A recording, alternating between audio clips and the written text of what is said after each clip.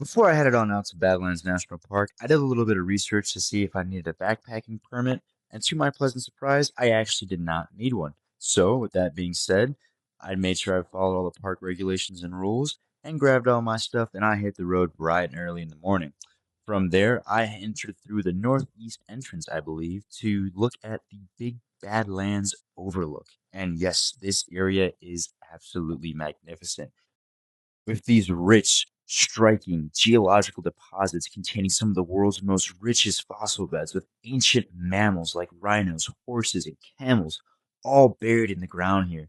It really does give you the effect of stepping into the past. All right, moving through, I spotted the world's fastest animal on the planet, so I had to pull over and take a nice look. Now, this animal is literally one of the most unique things on the planet. And there she is, North American pronghorn. Holy crap. Two of them. The reason why these animals are the fastest is because North America used to have large predators. One of the large predators we used to have was a North American cheetah, which is no longer in existence, went extinct about 10 to 12,000 years ago.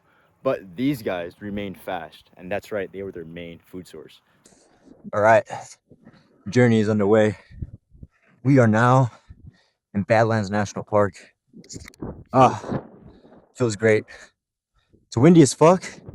Forecast looks great for the next day and a half. Oh, there's a car passing by. Nice. But all should be good. So let's get to it. As I began my journey into bison country, I was absolutely enamored by all of the beautiful structures I had seen. The rolling hills, the spots of trees and cottonwoods, the trails that the bison had left behind. You can really see how these animals transform landscapes. I really feel like we're in the Badlands right now. Feels like I'm in fucking Des Plaines River Trail in fucking Cook County right now. But there's a lot more critters that are out here, so I keep my head on a swivel. Oh, look at that. Some kind of animal for. So we're gonna keep a low profile. At the top of the bluff here. Well, look at that. Shoelace got tangled. Dude, I don't get how such a big animal maneuvers through this whole thing. This shit's fucking hard. Look at that, more fur. Country now, boys. Oof. Oof. Oof. Okay. Look at that. Oh, I do see some footprints though. That means I'm not the only person out here.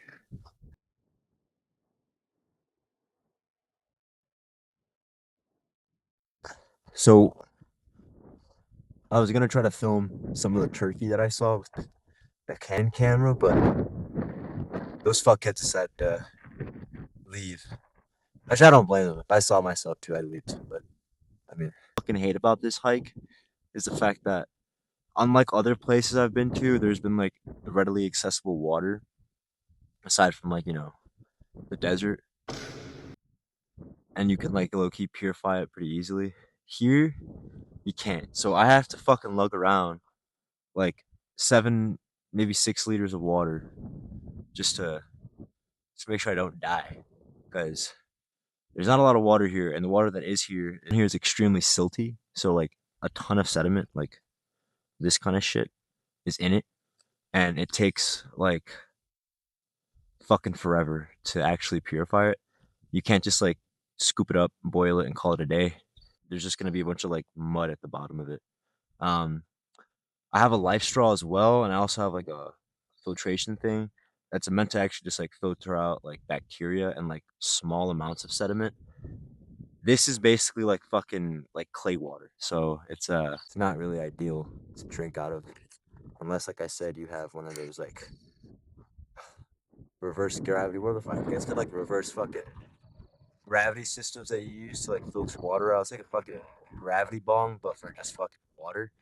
Um, but I don't have one of those. I just have, like I said, I just have a life straw and the water that I brought with me. So Fuck it, but we'll be fine. So I took a nice gulp of some fresh ice mountain and came across one of the dirty streams I was talking about that is infiltrable. Precisely why I brought water. I'm okay with the extra because that is unfiltered, bro. Like, toad just fucking clay. Now, how the fuck am I gonna get across this? I don't trust. I might see distance. Absolutely not. Yeah, no, not a chance. Not a chance in fucking hell. Fuck that. All right. Much more easier to cross. Quick little jump. We're good. Now we're up and over. Almost close to the site.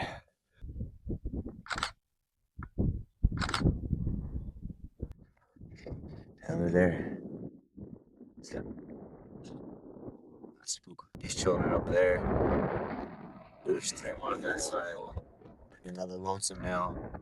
Maintain our distance. They say keep at least 100 yards.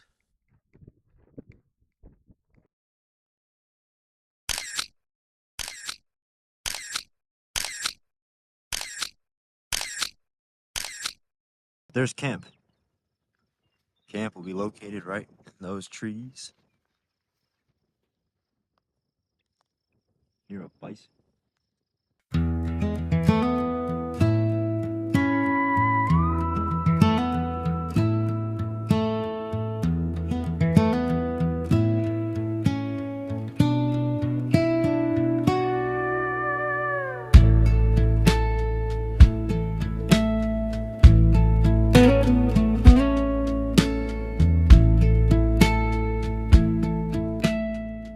How close this guy's getting. What the fuck? I'm gonna have to back up this shit. Oh hell no. Fuck that. Fuck that.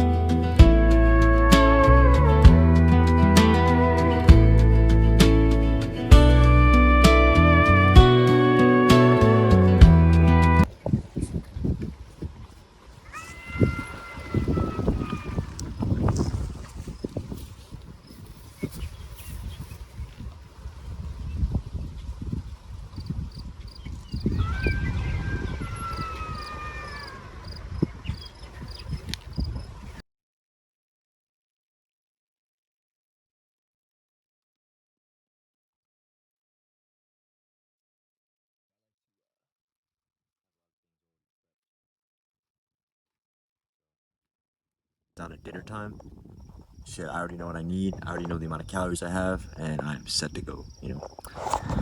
Also helps with overeating, so you don't eat too much while you're on the trail or you're outside. You will end up eating more than what you expect, and the next thing you know, you're out of food and you've got another fucking 20 to 100 miles to go. So, I learned the hard way. Boom. Oh.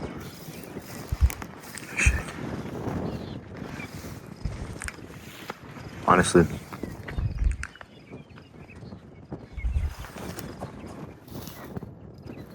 the camera doesn't even do it justice. Holy shit. And there I am down there.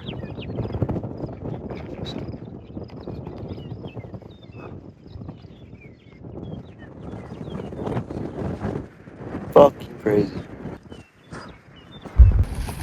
I'm not even kidding. Bring toilet paper when you're out here, because you're gonna need it. Alright guys, I'm in this bitch.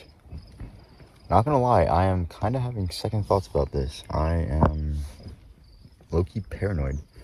I went to go take a shit, and all I heard were coyotes just fucking howling, and it wasn't just one this time. But I don't want to hike back to the car. It's already kind of dark. There are mountain lions in this area, so it's better to stay put until the morning, when I at least have better vision. They suit you good at night, so I'm just basically a walking meal at that point. So I'm just gonna gonna wait it out till 5 a.m. Probably not sleep, but fuck. Camping, yay! Shit. Well, I fucking made it. This was something else. I got comfy. I came to a different spot. It was more of an easier trailhead. And yeah, look at that. Yeah, this time I wasn't too far from the truck. Turkeys are active.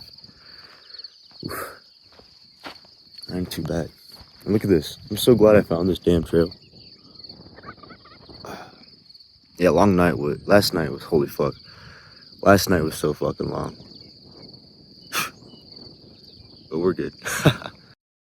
So as 6 a.m. rolled around, I sat at the bed of my truck and prepped some instant oatmeal, which I began to scarf down vigorously.